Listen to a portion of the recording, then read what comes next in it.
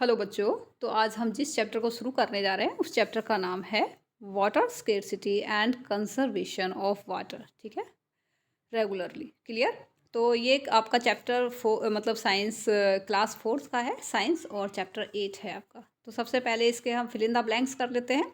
तो fill in the blanks में first क्या कह रहा है आपका, the earth is known as blue, BLUE। तो जो आपकी जो अर्थ है उसको ब्लू प्लेनेट के नाम से भी जाना जाता है, नीला ग्रह। समझ में आ गया। अच्छा, and are two major natural source of water. तो क्या है आपके नेचुरल सोर्स ऑफ वाटर, क्या है आपके? तो आपके रेन एंड स्नो। क्या है आपके? Rain and snow. तो क्या है? Rain and snow are two major natural source of water. Clear हो गया। नेक्स्ट थर्ड क्या कह रहा है, setting up of factories causes a decrease. क्या है? DCREASE। तो क्या? Decrease in level of underground water. ठीक है, तो setting of factories causes of decrease in level of underground water. Clear हो गया। आगे है कटिंग ऑफ ट्रीज। क्या है? Cutting of trees in the forest causes in rainfall. तो क्या आएगा आपका? Decrease in rainfall. तो जब ज़्यादा आप फॉरेस्ट कट करोगे तो क्या होगा, उससे आपका जो वाटर है वो डिक्रीज हो जाएगा। ठीक है, तो इसमें भी डिक्रीज आ जाएगा, DCREASE।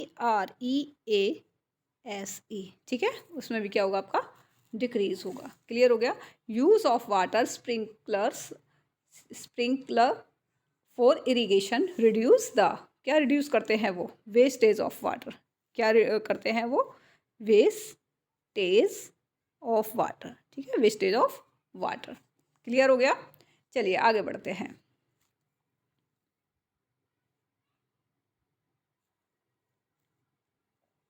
आगे आपका मैच द फॉलोइंग। ठीक है, क्या है आपका? Match the following. तो शुरू करते हैं आपका मैच द फॉलोइंग में। ठीक है, cutting of tree in the forest. तो cutting of tree in the forest क्या हो जाता है बेटा? डिफॉरेस्टेशन। क्या हो गया वो? Deforestation. Collecting rain water for day to day use. क्या आएगा? Rain water harvesting. क्या कहलाता है वो? Rain water harvesting. Proper utilization of water and avoiding its wastage. तो क्या होगा आपका? Water conservation. जब आप उसको अवॉइड मतलब अवॉइड करोगे उसे वेस्ट करने से, तो उसको वाटर कंजर्वेशन बोलते हैं। ठीक है, a method of preserving large quantity of water and checking flood. तो क्या होगा वो? डैम। ठीक है, ये आपके कंप्लीट हो गए हैं, समझ में आ गया। अब आगे करते हैं हम इसके tick the correct option. Tick the correct option. Clear हो गया। Tick the correct option. तो शुरू करते हैं इसको। Two major natural source of water are. तो रेन एंड स्नो।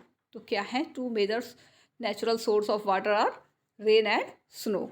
ठीक है, नेक्स्ट क्वेश्चन क्या कह रहा है? Question number 2, planting of more tree.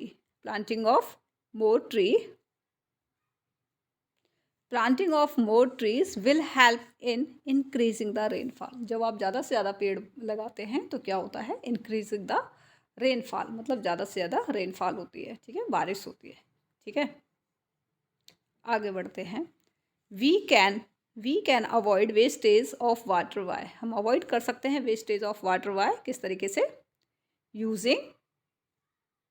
Using water sprinkler of for irrigation. ठीक है, वो इस तरीके से सिंचाई की जाती है खेतों में कि उस पानी को जैसे एक तरीके से फवारा टाइप में बना के उनकी सिंचाई की जाती है खेतों में। ठीक है, अब है ये part D, answer the following question in brief. Question 1, how much of the surface of earth is covered by water. तो कितनी है? 3/4, मतलब 3/4।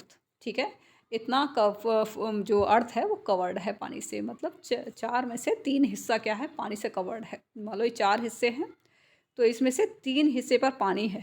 3 हिस्से पर क्या है? पानी है, और 1 हिस्से पर हम रहते हैं। ठीक है, इस तरीके से है। क्लियर हो गया। आगे बढ़ते हैं। Name 3 sources of fresh water. तो फ्रेश वाटर के क्या सोर्सेज हैं? 3 sources of fresh water are river, lakes and streams. ठीक है, तो ये आपके मीन्स सोर्स हैं फ्रेश वाटर के। Clear. State the effect of deforestation on rainfall. क्या इफ़ेक्ट्स पड़ते हैं डिफोरेस्टेशन जब कटाई होती है तो क्या मतलब बरसात रेनफॉल पर क्या इफ़ेक्ट पड़ते हैं, तो देख लेते हैं।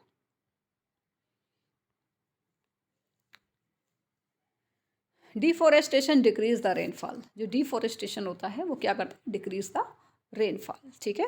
State two reason that are leading to clearing of forest. तो देख लेते हैं इसके। तो 2 रीज़न कौन से हैं आपके?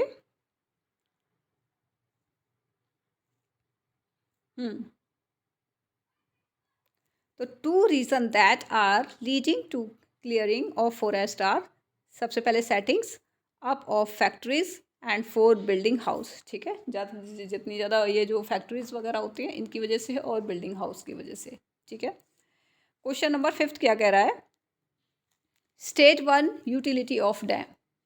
एक यूटिलिटी बतानी है आपको डैम की। तो it store large quantity of water. ये क्या स्टोर करता है? Large quantity of water. Clear हो गया? तो पार्ट ई करते हैं हम। Part answer the following question. Question 1, state 3 factors that are responsible for water scarcity. तो 3 factors that are responsible for water scarcity are, तो वो कौन से हैं? सबसे पहले पॉपुलेशन है, डिफोरेस्टेशन है और setting up of factories. Clear हो गया? चलिए आगे क्वेश्चन करते हैं।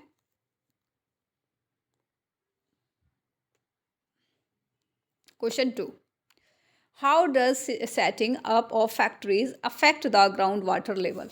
मीन्स जैसे ही फैक्ट्रीज वगैरह जो सेटअप कर देते हैं तो वाटर ग्राउंड वाटर का पर क्या इफेक्ट डालती हैं? तो उनका लेवल नीचे चला जाता है क्योंकि फैक्ट्रीज को बहुत ज़्यादा क्वान्टिटीज में पानी चाहिए होता है। ठीक है।